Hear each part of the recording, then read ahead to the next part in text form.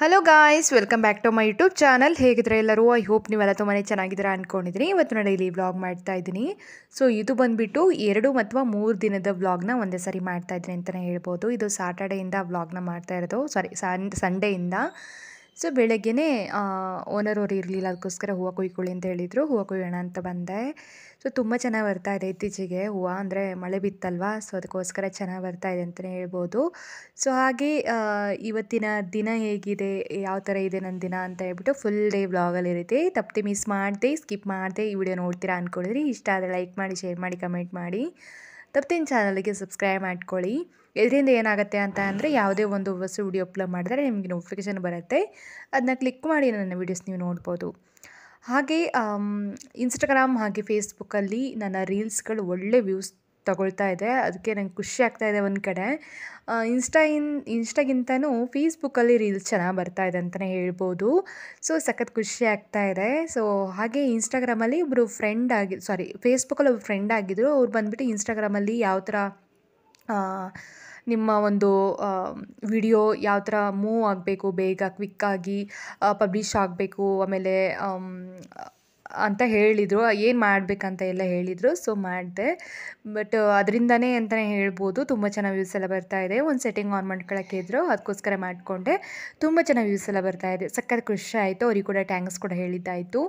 So ಈ ಥರ ಯಾರೂ ಹೇಳೋದಿಲ್ಲ, ಯಾರೋ ಒಬ್ಬರು ಚೆನ್ನಾಗಿ ಬೆಳೀತಾರೆ ಅಂತ ಅಂದರೆ ಸಪೋರ್ಟ್ ಮಾಡೋರು ಎಲ್ಲೋ ಕಮ್ಮಿ. ಅದರಲ್ಲೂ ಈ ಥರ ನನಗೆ ಸಪೋರ್ಟಿವ್ ಆಗಿ ಒಬ್ಬರು ಪಾಪ ಒಳ್ಳೆ ಇದನ್ನೇ ಹೇಳಿದರು, ಏನು ಮಾಡಬೇಕು ಅಂತ, ಒಳ್ಳೆ ವ್ಯೂ ಬರಬೇಕು, ಆಮೇಲೆ ಚೆನ್ನಾಗಿ ಗ್ರೋ ಅಪ್ ಆಗಬೇಕು ನಿಮ್ಮ ರೀಲ್ಸ್ ಅಂತ ಅಂದರೆ, ರೀಚ್ ಆಗಬೇಕು ಜನರುಗಳಿಗೆ ಅಂತ ಅಂದರೆ ಏನು ಮಾಡಬೇಕು ಅಂತೇಳಿ ಫುಲ್ ಪಿನ್ ಟು ಪಿನ್ ಕ್ಲಿಯರಾಗಿ ಹೇಳಿದರು. ಸೊ ಅದಕ್ಕೆ ಏನೋ ಗೊತ್ತಿಲ್ಲ, ತುಂಬ ಚೆನ್ನಾಗಿ ವ್ಯೂಸ್ ಎಲ್ಲ ಚೆನ್ನಾಗಿ ಬರ್ತಾ ಇದೆ ಅಂತಲೇ ಹೇಳ್ಬೋದು. ನಾನು ಯೂಟ್ಯೂಬ್ ಬಗ್ಗೆನೇ ಸುಮಾರು ಜನರನ್ನು ಕೇಳಿದ್ದೆ. ಅವರು ಕೆಲವೊಬ್ರು ಹೇಳಿದರು, ಕೆಲವೊಬ್ರು ಹೇಳೋಕ್ಕೆ ಇಷ್ಟಪಡ್ತಿರ್ಲಿಲ್ಲ, ಎಲ್ಲಿ ಚೆನ್ನಾಗಿ ಗ್ರೋ ಅಪ್ ಆಗಿಬಿಡ್ತು, ಆಮೇಲೆ ಎಲ್ಲಿ ಚೆನ್ನಾಗಿ ರೀಚ್ ಆಗಿಬಿಡುತ್ತೋ ಅಂತ.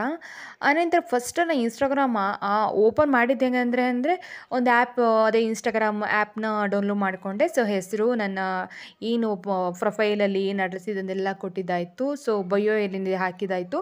ಸೊ ಅಷ್ಟೇ, ಬೇರೆ ಏನು ಮಾಡ್ತಿರ್ಲಿಲ್ಲ. ಅದರದ್ದು ಏನು ಗಂಧ ಗಾಳಿನೂ ಗೊತ್ತಿರಲಿಲ್ಲ. ಫಸ್ಟ್ ನನ್ನ ಫ್ರೆಂಡ್ ಒಬ್ಳಿದ್ಲು, ಸೊ ಅವಳು ಕೂಡ ಅಷ್ಟೇ ಫುಲ್ ಜಲಸಿ ಅಂತಲೇ ಹೇಳ್ಬೋದು. ಸೊ ಅದನ್ನು ಇವಾಗ ಅರ್ಥ ಆಗ್ತಾ ಇದೆ ನನಗೆ, ಯಾಕೆ ಹೇಳ್ತಾ ಇರಲ್ಲ ಅವಳು ಅಂತ ಹೇಳ್ಬಿಟ್ಟು. ಸೊ ಒಳ್ಳೆ ರೀಚ್ ಆಗಬಾರ್ದು, ಆಮೇಲೆ ನನಗಿಂತ ಚೆನ್ನಾಗಿ ಮಾಡಬಾರ್ದು ಅಂತ ಹೇಳಿ ಇವಾಗ ಗೊತ್ತಾಗ್ತಾ ಇದೆ ನನಗೆ, ಅಯ್ಯೋ ಎಂಥ ಜನ ಇದ್ರಪ್ಪ ಅಂತ ಹೇಳಿ. ಅಂಥ ಜನರ ಮಧ್ಯನೂ ನಾ ಇದ್ದು ಬಂದಲ್ಲ ಅಂತಲೂ ಒಂದು ಕಡೆ ಅನಿಸುತ್ತೆ. ಸೊ ಏನು ಮಾಡೋಕ್ಕಾಗಲ್ಲ, ಅಂಥ ಜನ ಇದ್ದೇ ಇರ್ತಾರೆ. ಅವರೇನು ಲೈಫಲ್ಲಿ ಹಂಗೆ ಈ ಥರ ಎಲ್ಲ ಒಬ್ರ ಮೇಲೆ ಅಸೂಯೆ ಪಟ್ಕೊಂಡು ಹೊಟ್ಟೆ ಕಿಚ್ಚು ಪಟ್ಕೊಂಡು ಜನ ಏನು ಅಷ್ಟೊಂದೇನು ಖುಷಿಯಾಗಿರಲ್ಲ ಅಂದ್ಕೊಂಡಿದ್ದೀನಿ. ಸೊ ನನಗೆ ಕೂಡ ಅಷ್ಟೇ, ನಾನು ನೋಡಿದಂಗೆ ಅವರು ಕೂಡ ಅಷ್ಟೇ, ಇಷ್ಟೆಲ್ಲ ಮಾಡಿಬಿಟ್ಟು ಅವರೇನು ಚೆನ್ನಾಗಿರಲ್ಲ, ಚೆನ್ನಾಗಿಲ್ಲ. ಆ್ಯಕ್ಚುಲಿ ಚೆನ್ನಾಗಿರಲ್ಲ ಅಂತ ನಾನು ಬಯಸಲ್ಲ, ಚೆನ್ನಾಗಿರಲಿ, ಚೆನ್ನಾಗಿಲ್ಲ ಆ್ಯಕ್ಚುಲಿ ಈ ಥರ ಮಾಡಿದ್ದು. ಅದೇ ನನ್ನ ಫ್ರೆಂಡೇ, ಪರವಾಗಿಲ್ಲ, ಹೋಗಲಿ ಬಿಡಿ. ಪಾಪ ಫ್ರೆಂಡ್ಸ್ಗೆಲ್ಲ ಕೆಟ್ಟದಲ್ಲಿ ಬಯಸಬಾರ್ದು. ಅವಳು ಯಾವಾಗಲೂ ಚೆನ್ನಾಗೇ ಇರಲಿ. ಇವಾಗ ಅವಳ ಲೈಫ್ ಏನೋ ಆಗೋಗಿದೆ ಪಾಪ. ಆದ್ರೂ ಒಂದು ಕಡೆ ಅನಿಸುತ್ತೆ, ಈ ಥರ ಎಲ್ಲ ಮಾಡಬಾರ್ದು. ಯಾರೋ ಒಬ್ಬರಿಗೆ ನನ್ನ ಕೈಯಿಂದ ಸಹಾಯ ಮಾಡೋಕ್ಕಾಗದೇ ಇದ್ದರೂ ಪರವಾಗಿಲ್ಲ, ಅವ್ರನ್ನ ಯಾವತ್ತೂ ನಾವು ಅವ್ರು ಹಾಳಾಗಲಿ ಅಂತ ಹೇಳಿ ಬಯಸಬಾರ್ದು. ಸೊ ಅದನ್ನು ಮಾಡಿದ್ದೂ ಮಹಾರಾಯ ಅಂತ ಹೇಳ್ತಾರಲ್ವ. ಸೊ ಅದೇ ಥರ ಇವಾಗೆಲ್ಲ ಹಾಗಲ್ಲ, ಮುಂದಿನ ಜನ್ಮ ಅಂತ ಎಲ್ಲ ಕಾಯಬೇಕಾಗಿಲ್ಲ. ಇವಾಗೆಲ್ಲ ರೊಟ್ಟಿ ತಿರುವು ಹಾಕಿದಂಗೆ. ಸೊ ಇವಾಗೇನು ಪಾಪ ಮಾಡಿರ್ತೀವಿ ಇವಾಗನೇ ಅನುಭವಿಸ್ತೀವಿ ಅಷ್ಟೇ, ಬೇರೆ ಏನಿಲ್ಲ ಅದರಲ್ಲಿ. ಸೊ ಫೈನಲಿ ಹೂವೆಲ್ಲ ಕೊಯ್ಕೊಂಡಾಯಿತು. ನಾನಿವಾಗ ಮನೆಗೆ ಹೋಗಿ ಪೂಜೆ ಎಲ್ಲ ಮಾಡಿಬಿಟ್ಟು, ಆನಂತರ ಸ್ಟಿಚಿಂಗ್ ಇದೆ, ಸ್ವಲ್ಪ ಸ್ಟಿಚಿಂಗ್ ಬೇರೆ ಮಾಡಬೇಕು ಅಂತ ಇದೆ. ಸೊ ಅದು ನೆಕ್ಸ್ಟು ಒಂದು ಬ್ಲೌಸ್ನ ಕಟಿಂಗ್ ಮಾಡಬೇಕು ಅಂತ ಅಂದ್ಕೊಂಡಿದ್ದೀನಿ. ಸೊ ಅದ್ರದ್ದು ಏನಾದರೂ ನಿಮಗೆ ಕಟಿಂಗ್ ಮಾಡೋ ಒಂದು ವಿಡಿಯೋ ಬೇಕಾದರೆ ಹಾಕ್ತೀನಿ, ಇಲ್ಲಾಂದರೆ ನೋಡೋಣ. ಓಕೆ. ಹಾಗೆ ಸ್ವಲ್ಪ ಆಚೆ ಹೋಗೋದಿದೆ. ಎಲ್ಲಿ ಅಂತ ಹೇಳಿದರೆ, ನಾವು ಹಸ್ಬೆಂಡ್ಗೆ ಆಫೀಸ್ ಶೂ ತೊಗೊಳ್ಳೋದಿದೆ, ಅದಕ್ಕೋಸ್ಕರ ನಾವು ಹೋಗ್ತಾ ಇದ್ದೀವಿ. ನಾವು ಹೋಗಿದ್ದು ಜಯನಗರ 5th ಬ್ಲಾಕ್ಗೆ. ಸೊ ಅಲ್ಲಿ ಆ್ಯಕ್ಚುಲಿ ಹಸ್ಬೆಂಡ್ ಯಾವಾಗಲೂ ಆಫೀಸ್ ಫಾರ್ಮಲ್ ಶೂನ ಅಲ್ಲೇ ತೊಗೊಳ್ಳೋದು. ದಿ ಬೆಸ್ಟ್ ಶೂಸ್ ಅಂತಲೇ ಕೊಡ್ತಾರೆ ಅಂತಲೇ ಹೇಳ್ಬೋದು. ಸೊ ಲೆದರ್ ಶೂ ಎಲ್ಲನೂ ಇದೆ. ಸ್ಟಾರ್ಟಿಂಗ್ ಬಂದೆ ಅಲ್ಲಿ 1,500 2,000 ಸ್ಟಾರ್ಟಿಂಗಲ್ಲೇ ಇದೆ. ಸೊ ನಮಗೆ ಹಸ್ಬೆಂಡ್ ಏನಿಲ್ಲ ಅಂತ ಅಂದರೂ 2 ವರ್ಷ ಮಾಡ್ತಾರೆ ಫಾರ್ಮಲ್ ಶೂನ. ಅದು ಹಾಳಾಗಿಲ್ಲ ಅಂತ ಅಂದ್ರೂ ಅದು ಎಷ್ಟು ವರ್ಷ, ಅದು ಚೆನ್ನಾಗಿದ್ರೂ ಅಷ್ಟು ವರ್ಷ ಹಾಕ್ಕೊಳ್ತಾರೆ. 2 ವರ್ಷ ಅಂತ ಅಷ್ಟೇ ಅಲ್ಲ, ಚೆನ್ನಾಗಿದ್ದರೆ ಎಷ್ಟು ವರ್ಷ ಬೇಕಾದರೆ ಅಷ್ಟು ವರ್ಷ ಹಾಕ್ಕೊತಾರೆ. ಸುಮ್ಮನೆ ಅವರು ಇದಕ್ಕೆಲ್ಲ ವೇಸ್ಟ್ ಮಾಡಲ್ಲ ಮನಿನ. ಇಲ್ಲಿನ. ಸೊ ಇಲ್ಲಿ ಲೆದರ್ ಶೂಸ್, ಬರೀ ಮೆನ್ಸ್ ಶೂಸ್ ಮಾತ್ರ ಇರೋದಿಲ್ಲಿ.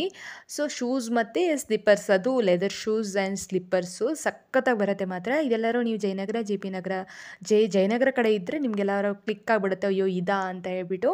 ಸೊ ಹಸ್ಬೆಂಡ್ ಆಲ್ರೆಡಿ ಸುಮಾರು ವರ್ಷದಿಂದ ಇಲ್ಲೇ ತೊಗೊಳ್ಳೋದು. ಸೊ ಈ ವರ್ಷ ಕೂಡ ಇಲ್ಲೇ ತೊಗೊಳ್ಳೋಣ ಅಂತ ಹೇಳಿ ಬಂದ್ವಿ. ಲಾಸ್ಟ್ ಟೈಮ್ ಬಾಟಾದಲ್ಲಿ ತೊಗೊಂಡಿದ್ರು ಅನಿಸುತ್ತೆ, ಒಂದು ವರ್ಷದ ಹಿಂದೆ.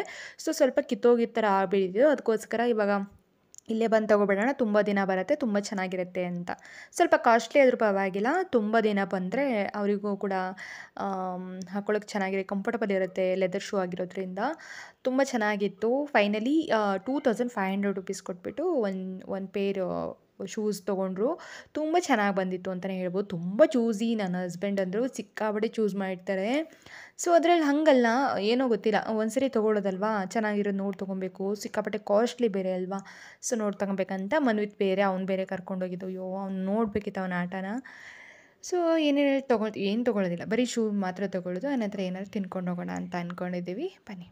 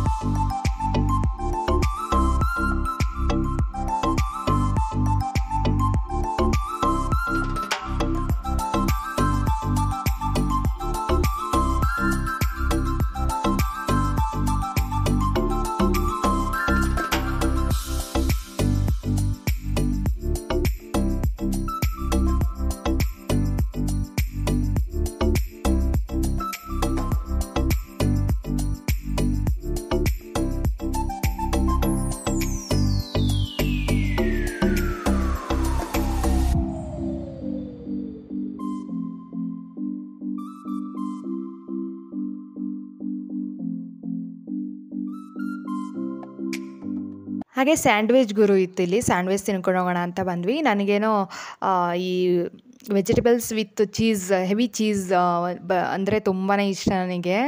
ಸೊ ಅದನ್ನೇ ತಿನ್ಕೊಂಡು ಹೋಗೋಣ ಅಂತ ಬಂದ್ವಿ. ಸೊ ಮನ್ವಿತ್ ಕೂಡ ಸ್ವಲ್ಪ ಖಾರನೇ ಕಮ್ಮಿ ಹಾಕ್ಸಿದ್ವಿ ನಾವು, ಸ್ವಲ್ಪ ಜಾಸ್ತಿ ಏನು ಸ್ಪೈಸಿ ಇರೋದಿಲ್ಲ. ಸೊ ಲೈಟಾಗಿರುತ್ತೆ, ಅಂದರೆ ಚೀಸ್ ಜಾಸ್ತಿ ಇರುತ್ತೆ, ಅದಕ್ಕೋಸ್ಕರ ಲೈಟಾಗಿರುತ್ತೆ. ತುಂಬ ಚೆನ್ನಾಗಿತ್ತು. ತಿನ್ಕೊಂಡು ಆನಂತರ ಒಂದೊಂದು ಐಸ್ ಕ್ರೀಮ್ ತಿನ್ಕೊಂಡು ಬಂದ್ವಿ. ಸೊ ಇವತ್ತಿನ ದಿನ ಈ ಥರ ಇತ್ತು. ನಾನು ಔಟ್ಫಿಟ್ ಬೇರೆ ಬೇಕಂತ ಅಂದರೆ ನೆಕ್ಸ್ಟ್ ಟೈಮ್ ಅದ್ರ ಬಗ್ಗೆ ನಿಮಗೆ ಎಲ್ಲಿ ತೊಗೊಂಡಿತ್ತು ಅಂತ ಹೇಳ್ತೀನಿ. ಸೊ ಆ್ಯಕ್ಚುಲಿ ಇದು ಗಾಂಧಿ ಬಜಾರಲ್ಲಿ ತೊಗೊಂಡಿದ್ದು ಅನಿಸುತ್ತೆ. ಲಾಸ್ಟ್ ಮದುವೆ ಆಗಿ 2 ಇಯರ್ಸ್ ಆದಮೇಲೆ ತೊಗೊಂಡಿದ್ದು ಅನಿಸುತ್ತೆ. ಅದು ಬರ್ತಿರಲಿಲ್ಲ ಆವಾಗ. ಸೊ ಇವಾಗ ಸ್ವಲ್ಪ ದಪ್ಪ ಆಗಿರೋದ್ರಿಂದ ಕರೆಕ್ಟಾಗಿ ಆಗುತ್ತೆ, ಅದಕ್ಕೋಸ್ಕರ ಹಾಕ್ಕೊಂಡೆ. ತುಂಬ ಚೆನ್ನಾಗಿದೆ. ನಾನು ಚಾಕ್ಲೇಟ್ ಐಸ್ ಕ್ರೀಮ್ ಹಾಗೆ ಮನ್ವಿತ್ತು ವೆನಿಲಾ ಐಸ್ ಕ್ರೀಮ್ ತೊಗೊಂಡು ತಿನ್ಕೊಂಡು ಬರ್ತಾ ಇದ್ದೀವಿ. ಮನ್ವಿತಿಗೆ ಆ್ಯಕ್ಚುಲಿ ಉರಿ ಶೀತ ಆಗಿಬಿಟ್ಟಿದೆ. ನೆನ್ನೆ ತಿನ್ನಿಸಿರೋದು ಇವತ್ತು ಸ್ವಲ್ಪ ಉರಿ ಶೀತ ಆಗೋ ಥರ ಆಗಿಬಿಟ್ಟಿತ್ತು. ಅಂದರೆ ಅವನಿಗೆ ಐಸ್ ಕ್ರೀಮ್ ಆ ಥರ ಎಲ್ಲ ಆಗೋದಿಲ್ಲ. ಸೊ ಫೈನಲಿ ಶಾಪಿಂಗ್ ಎಲ್ಲ ಮುಗಿಸ್ಕೊಂಡು ಬಂದ್ವಿ. ತುಂಬ ಚೆನ್ನಾಗಿತ್ತು ಇವತ್ತಿನ ದಿನ ಅಂತಲೇ ಹೇಳ್ಬೋದು. ಹಸ್ಬೆಂಡಿಗೆ ವಿಡಿಯೋ ಮಾಡ್ತೀನಿ ತಿನ್ನು ಅಂದರೆ ಫುಲ್ ತಿನ್ಕೊಂಡ್ಬಿಟ್ಟಿದ್ರು. ಸೊ ಅವರು ಐಸ್ ಕ್ರೀಮ್ ಆ ಥರ ಡೈರಿ ಐಟಮ್ ಏನು ತಿನ್ನಲ್ಲ. ಬಟ್ ನನ್ನ ರೇಗ್ಸೋಕ್ಕಾಗಿ ಎಷ್ಟು ಬಾಯಿ ಹಾಕ್ಕೊಬಿಟ್ಟಿದ್ರು.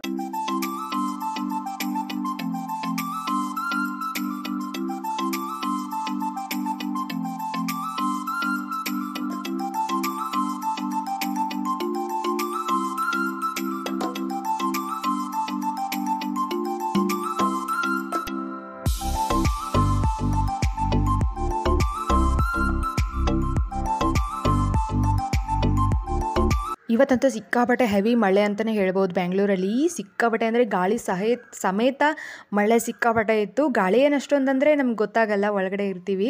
ಸೊ ಮಳೆ ಅಂತೂ ಸಿಕ್ಕಾಪಟ್ಟೆ ಬರ್ತಾಯಿತ್ತು. ಅದರಿಂದ ಏನೋ ಗೊತ್ತಿಲ್ಲ, ಲೈಟ್ ಆಫ್ ಎಲ್ಲ ಆಗಿಬಿಟ್ಟಿದೆ, ಅಂದರೆ ಪವರ್ ಕಟ್ ಆಗಿತ್ತು.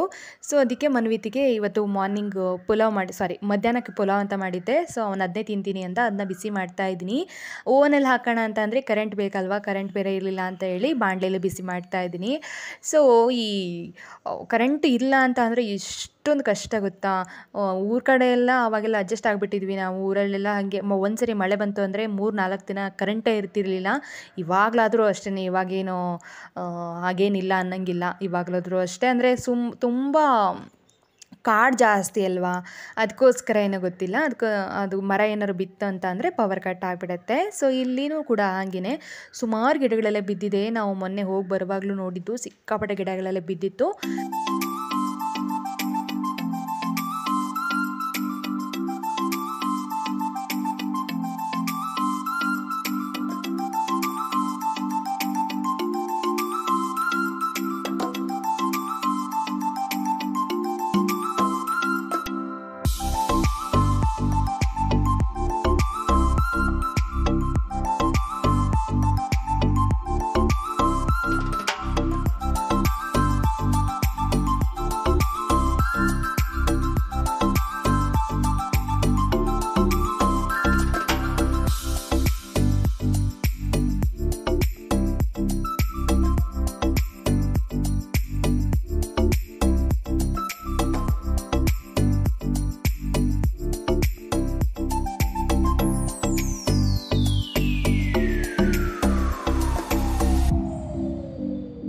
ಹಾಯ್ ಗೈಸ್, ಇವತ್ತಿನ ಒಂದು ವರ್ಕ್ ಅಂತ ಅಂದರೆ ಇದು ನಂದೇ ಸ್ಯಾರಿ ಬ್ಲೌಸು. ಸೊ ಅದನ್ನ ಇವತ್ತು ಬೆಳಗ್ಗೆನೇ ಕಟ್ ಮಾಡಿ, ಸೊ ಇವಾಗ ಸ್ಟಿಚೆಲ್ಲ ಆಗಿದೆ. ಸ್ವಲ್ಪ ಹೆಮ್ಮಿಂಗ್ ಎಲ್ಲ ಇತ್ತು ಮಾಡಿದೆ, ಹಾಗೆ ಸ್ವಲ್ಪ ಕಾಜು ಗುಂಡಿ ಎಲ್ಲ ಮಾಡೋದಿದೆ, ಬಟನ್ ಎಲ್ಲ ಹಚ್ಚೋದಿದೆ. ಸೊ ನಂತರ ಒಂದು ಹಿಂದ್ಗಡೆ ಒಂದು ಫುಲ್ ನನಗೆ ಯಾವುದೇ ಒಂದು ಬ್ಲೌಸ್ ಆಗ್ಲಿನೂ ಹಿಂದ್ಗಡೆ ಕಟ್ಟೋಕ್ಕೆ ಒಂದು ದಾರ ಬೇಕು. ಸೊ ದಾರ ಕೂಡ ರೆಡಿ ಮಾಡಬೇಕು ಅಂತ ಇದೆ. ಸೊ ಇವತ್ತಿನ ವರ್ಕು ನಂದೇ ಬ್ಲೌಸ್ನ ಹೊಲ್ಕೊಂಡಿದ್ದೀನಿ. ಇದು ತಿಳು ಸ್ಯಾರಿ ಬ್ಲೌಸು, ಅಂದರೆ ಡೈಲಿ ವೇರ್ ಸ್ಯಾರಿ ಬರುತ್ತಲ್ಲ, ಸೊ ಆ ಥರದೇ ಟೆಂಪಲೆಲ್ಲ ಉಟ್ಕೊಂಡು ಹೋಗೋಕ್ಕೆ ತುಂಬ ಚೆನ್ನಾಗಿರುತ್ತೆ ಅಂತ ಹೇಳ್ಬಿಟ್ಟು ಸೊ ನಾನು ಈ ಒಂದು ಬ್ಲೌಸ್ನ ಸ್ಟಿಚ್ ಮಾಡಿದೆ. ಸೊ ಫುಲ್ ಫಿನಿಶ್ ಆದಮೇಲೆ ಯಾವ ಥರ ಬಂತು ಅಂತ ಹೇಳ್ಬಿಟ್ಟು ಇವತ್ತಿನ ಒಂದು ವಿಡಿಯೋದಲ್ಲಿ ತೋರಿಸ್ತೀನಿ, ಓಕೆನಾ. ಹಾಗೆ ಇದು ಬಂದುಬಿಟ್ಟು ನಂದು 4ನೇ ಬ್ಲೌಸ್ ಅಂತ ಹೇಳ್ಬೋದು. ಫಸ್ಟ್ ಬ್ಲೌಸು ಟ್ರಯಲ್ ಬ್ಲೌಸು ಅದು ಚೆನ್ನಾಗಾಗಲಿಲ್ಲ ಅಂತ ಬಿಸಾಕ್ತೆ. ಸೆಕೆಂಡ್ ಚೆನ್ನಾಗಿ ಬಂತು. 3ನೇದು ಲಾಸ್ಟ್ ಟೈಮ್ ನಿಮಗೆ ತೋರಿಸಿದ್ದೀನಿ ಬ್ಲಾಗಲ್ಲಿ, ಅದು ಕೂಡ ತುಂಬ ಚೆನ್ನಾಗಿ ಬಂತು. ಸೊ ಇದು ಬಂದುಬಿಟ್ಟು 4ನೇ ಬ್ಲೌಸು, ಸಖತ್ತಾಗಿ ಬಂದಿದೆ. ಸೊ ಫುಲ್ಲು ಇದು ಹೇಗಿದೆ ಅಂತ ಅಂದರೆ ಬಟ್ಟೆ ನೀವು ನೋಡ್ಬೋದು, ಇದು ಬಂದುಬಿಟ್ಟು ಎಕ್ಸ್ಪೌಂಡ್ ಆಗುತ್ತೆ. ಕಟ್ಟಿಂಗ್ ಮಾಡೋಕ್ಕೂ ಅಷ್ಟೇ ನಮ್ಮ ಮಾರ್ಕಿಂಗಲ್ಲಿ ತುಂಬ ತಲೆ ತಿಂತು. ಕಟ್ಟಿಂಗ್ ಮಾಡೋವಾಗ್ಲೂ ಅಷ್ಟೇ ಅಲ್ಲಲ್ಲೇ ಗುಂಡು ಪಿನ್ ಥರ ಗುಂಡು ಪಿನ್ ಹಾಕ್ಕೊಂಡು ಕಟ್ ಮಾಡಿರೋದು. ಬಟ್ ಓಕೆ, ಕಟ್ ಮಾಡಿ ಗುಂಡು ಪಿನ್ ಹಾಕ್ಕೊಂಡೇ ಇದ್ದೆ. ಆಮೇಲೆ ಸ್ಟಿಚ್ ಮಾಡುವಾಗ ಏನು ಅಷ್ಟೊಂದು ತಲೆ ತಿಂದಿಲ್ಲ. ಇದು ತುಂಬ ಚೆನ್ನಾಗಿ ಬಂತು ಅಂತಲೇ ಹೇಳ್ಬೋದು. ಸೊ ಸಖತ್ತಾಗಿ ಬಂತು. ಇದನ್ನ ಫುಲ್ ಫಿನಿಶ್ ಆದಮೇಲೆ ತೋರಿಸ್ತೀನಿ. ಹೆಮ್ಮಿಂಗ್ ಕೂಡ ಮಾಡಿದೆ, ಇವಾಗಷ್ಟೇ ಜಸ್ಟ್ ಕುತ್ಕೊಂಡು ಹೆಮ್ಮಿಂಗ್ ಮಾಡಿದ್ದೀನಿ ನೋಡಿ, ಹೆಮ್ಮಿಂಗ್ ಮಾಡಿದ್ದೀನಿ. ಸೊ ಲಾಸ್ಟ್ ಬ್ಲೌಸಲ್ಲಿ ಹೆಮ್ಮಿಂಗ್ ಮಾಡಿರಲಿಲ್ಲ, ಸುಮ್ಮನೆ ಫೋಲ್ಡ್ ಮಾಡಿ ಸ್ಟಿಚ್ ಮಾಡಿದ್ದೆ. ಬಟ್ ಅದು ಹಾರ್ಕೊಳ್ಳುತ್ತೆ ಸ್ಟಿಚ್ ಮಾಡಿದರೆ, ಅದಕ್ಕೂ ಹೆಮ್ಮಿಂಗ್ ಮಾಡಲೇಬೇಕು. ಫುಲ್ ಫಿನಿಶ್ ಒಳ್ಳೆ ಶೇಪ್ ಬ್ಲೌಸ್ ಬೇಕಂತ ಅಂದರೆ. So I am proud of you. I am proud feel ಆಗ್ತಾಯಿದೆ ನನಗೇ, ಯಾಕಂತಂದರೆ ನಾನೇ ಬ್ಲೌಸ್ ಹೊಲ್ದಿದ್ದೀನಿ ಅಂತ. ಸೊ ಇದಕ್ಕೆ ಬಟನ್ ಹಚ್ಚಬೇಕು, ಕಾಜಿ ಮನೆ ಮಾಡಬೇಕು, ಬಟನ್ ಕೂಡ ಹಚ್ಚಬೇಕು, ಇನ್ನೂ ಹಚ್ಚಿಲ್ಲ. ಇದನ್ನು ಸ್ವಲ್ಪ ಫ್ರೀ ಟೈಮಲ್ಲಿ ಕುತ್ಕೊಂಡು ಮಾಡೋಣ ಅಂತ. ಸೊ ಮನ್ವಿತ್ ಜೊತೆ ಕುತ್ಕೊಂಡು ಮಾಡುವಾಗ ಅವನು ಜಾಸ್ತಿ ಮಿಷಿನ್ ಮೇಲೆ ಕೂರೋಕ್ಕೆ ಬಿಡಲ್ಲ. ಮಮ್ಮಿ ಬಾ ಬೇಡ ಅಂತಿರ್ತಾನೆ. ಸೊ ನಿಟ್ಕೊಂಡು ನಾನು ಇಷ್ಟು ಕಲ್ತಿದ್ದೆ ಹೆಚ್ಚು ಅಂತಲೇ ಹೇಳ್ಬೋದು. ಅದು ಲಾಸ್ಟ್ ಸಂಡೇಗೆ 1 ವಾರ ಆಯಿತು ಮಿಷಿನ್ ಬಂದು ನೆಕ್ಸ್ಟ್ ಡೇಯಿಂದನೇ ನಾನು ಕಟ್ಟಿಂಗ್, ಆಮೇಲೆ ಸೈಜ್ ತೊಗೊಳ್ಳೋದು ಹೇಗೆ ಅಂತ ಕಲಿತೆ. ಆನಂತರ ಕಟ್ಟಿಂಗ್ ಕಲಿತೆ, ಇವಾಗ ಸ್ಟಿಚಿಂಗ್ ಕಲ್ತಿದ್ದೀನಿ. ಸ್ಟಿಚಿಂಗ್ ಈಗ ಪರ್ಫೆಕ್ಟ್ ಆಗಿದೆ. ಇನ್ಮೇಲೆ ಅಸ್ತರ್ ಅಂದರೆ ವಿತ್ ಲೈನಿಂಗ್ ಬ್ಲೌಸು ಯಾವ ಥರ ಸ್ಟಿಚ್ ಮಾಡೋದು, ಆಮೇಲೆ ಡಿಸೈನ್ ಯಾವ ಥರ ಕೊಡೋದು ಅಂತ ಹೇಳ್ಬಿಟ್ಟು ಕಲ್ತ್ಬಿಟ್ರೆ ಅದು ಕೂಡ ಆಗುತ್ತೆ. ಇದೇನು ನನಗೆ ಅನಿಸಿತು ಇದೆಲ್ಲ ಕಲಿತೀನ ನಾನು ಅಂತ ಹೇಳಿ. ಎಷ್ಟು ಜನ ನನಗೆ ಕಮೆಂಟ್ ಕೂಡ ಮಾಡಿದ್ರು. 3 ತಿಂಗಳು 4 ತಿಂಗಳು ನಾವು ಕೋರ್ಸಿಗೆ ಹೋಗ್ಬಿಟ್ಟು ನನಗೆ ತಲೆಗೆ ಹೋಗಲಿಲ್ಲ ಮೇಡಮ್, ಹೇಗೆ ಕಲ್ತಿರಿ ನೀವು, ನಿಜವಾಗ್ಲೂ ನಿಮ್ಗೆ ನೋಡಿ ಖುಷಿ ಆಗುತ್ತೆ ಅಂತ. Thank you so much. ಅಂದರೆ ಮೇನಾಗಿ ಇಂಟ್ರೆಸ್ಟ್ ಇರಬೇಕು, ಆಮೇಲೆ ಕಲಿಲೇಬೇಕು ಅನ್ನೋ ಛಲ ಇರಬೇಕು. ಈ 2 ಇದ್ಬಿಟ್ರೆ ಜೀವನದಲ್ಲಿ ಏನು ಬೇಕಾದ್ರೂ ಸಾಧಿಸ್ಬೋದು. ನಮ್ಮ ಲೈಟ್ ಬೇರೆ ಪಕ್ಕ ಅಂತ ಇದೆ, ಸೊ ಅಡ್ಜಸ್ಟ್ ಮಾಡ್ಕೊಳ್ಳಿ. ಜೀವನದಲ್ಲಿ ಏನೇ ಮಾಡಬೇಕಂತ ಅಂದರೆ ಒಂದು ಇಂಟ್ರೆಸ್ಟ್ ಇರಬೇಕು, ಮೇನಾಗಿ ಇಂಟ್ರೆಸ್ಟ್ ಇರಬೇಕು. ಆಮೇಲೆ ಮಾಡಲೇಬೇಕು, ನಾನು ಮಾಡ್ತೀನಿ ಅಂತ ಹೇಳಿ ನನ್ನ ಮೇಲೆ ನನಗೆ ಆತ್ಮವಿಶ್ವಾಸ ಇರಬೇಕು, ಇನ್ನೊಂದು ಕಾನ್ಫಿಡೆಂಟ್ ಇರಬೇಕು. ಅಂದರೆ 2 ಒಂದೇ. ಆತ್ಮವಿಶ್ವಾಸ ಒಂದು ಇರಬೇಕು, ಆನಂತರ ಛಲ ಇರಬೇಕು. ಅದಿದ್ದರೆ ಯಾವುದೂ ಕಷ್ಟ ಅಲ್ಲ, ಎಲ್ಲನೂ ಸಾಧಿಸ್ಬೋದು. ಸೊ ಲೈಟ್ ತುಂಬಾ ತಲೆ ತಿಂತಾ ಇದೆ. ಓಕೆ, ಫಿನಿಶ್ ಆದಮೇಲೆ ನಿಮಗೆ ಮತ್ತೆ ನಾನು ಮಾತಾಡ್ತೀನಿ. ಓಕೆ, ಬಾಯ್.